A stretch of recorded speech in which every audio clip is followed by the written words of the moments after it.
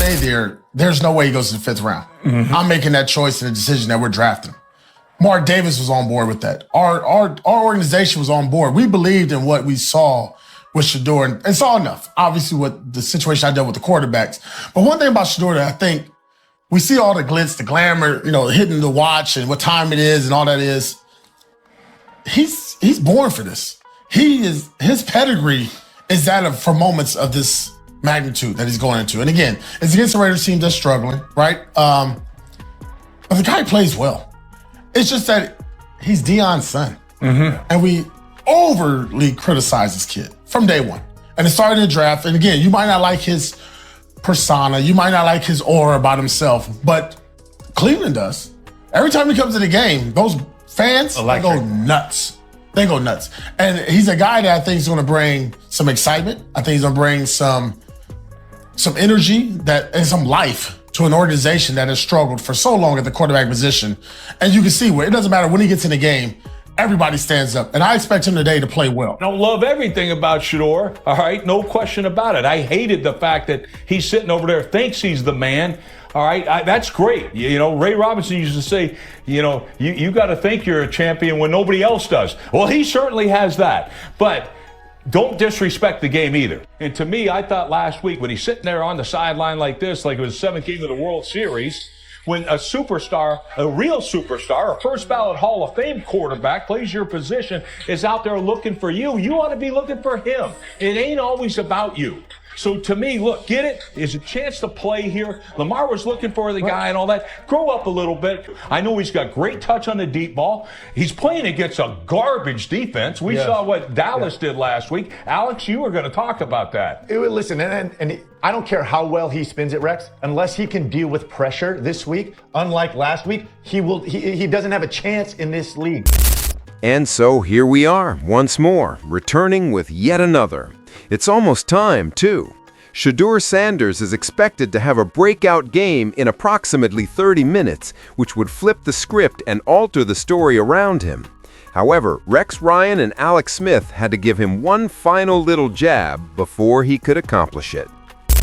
Got great touch on the deep ball. He's playing against a garbage defense. We saw what Dallas did last week. Alex, you were going to talk about that. Listen, and I don't care how well he spins it, Rex, unless he can deal with pressure this week, unlike last week, he doesn't have a chance in this league. And again, that's what the Ravens did. Every single pass play last week was they brought pressure, and this guy didn't have an answer. And it wasn't just him, it was the entire offense. But this is a critical play in the game. It is 3rd and 5. There's a minute left. It is a one-score game. And again, every single pass play, you see they bring pressure off the slot, and Shedeur throws a jump ball to a guy that none of us know. And again, a rule of thumb, I don't care if it's high school, college, or pro, is when you get pressure here off the slot, you throw into pressure. That is Jerry Jeudy wide open for a conversion and a key play in this game. And instead, again, you throw this up in the back of the end zone. And guess what? I know the Raiders defense is terrible. They saw this tape.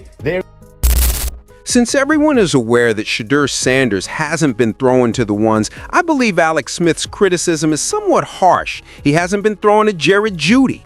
I'm confident that he will trust the people he has been throwing to in those situations. And Alex Smith ought to be aware of this, and I think he is.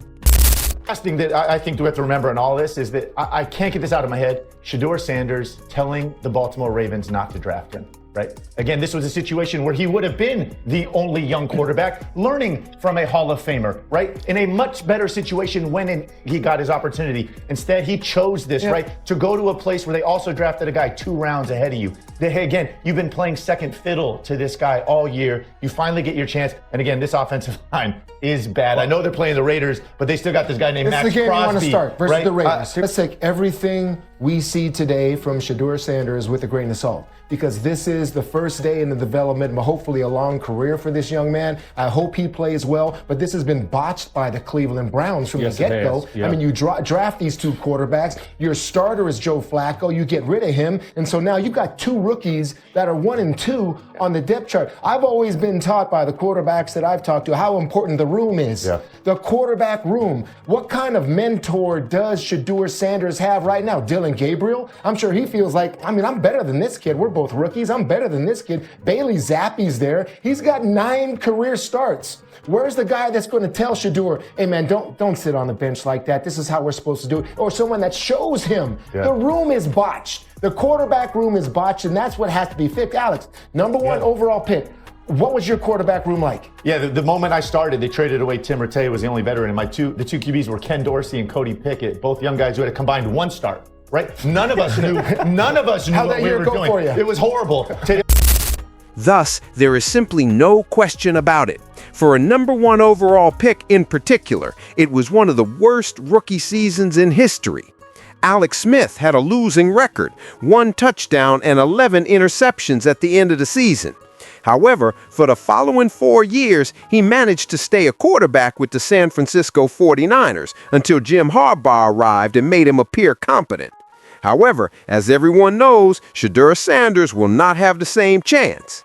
And as I've been saying all along, one of the reasons he was sent there was to ensure that should he receive his shot, it would ultimately come down to this. It's now time to go. Here, we will soon find out. For him to go out there and attempt to make some decent throws and demonstrate why many of us were so high on Shadur Sanders coming out of college and why he should have been selected in the first round, it is hoped that the offensive line will hold up for at least a few seconds. On this one, though, that's all I have. I'm excited for the game. I am aware that the others are. Please feel free to add your thoughts in the space provided below. Tell me what you think about it. And chaos and peace as usual.